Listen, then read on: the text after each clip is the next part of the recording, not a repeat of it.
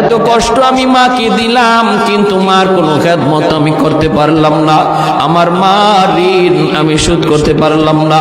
আল্লাহ, আজ যদি তুমি আমাকে জান্নাতে দিতে চাও, আমার মা বাবা সারা জান্নাতে যাইব না।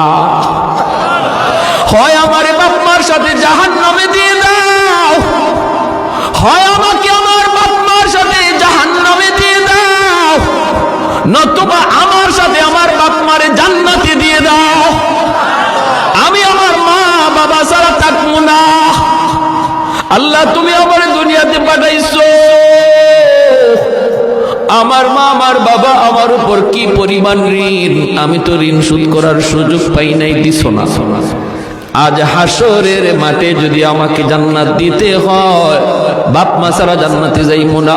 রব্বুল আলামিন তখন বলে, বান্দারে, আমি আল্লাহর আদত হচ্ছে জাহান্নামীকে জান্নাতে দেওয়া, কিন্তু কোন জান্নাতীরে জাহান্নামে দেওয়া এটা আমার আদত না।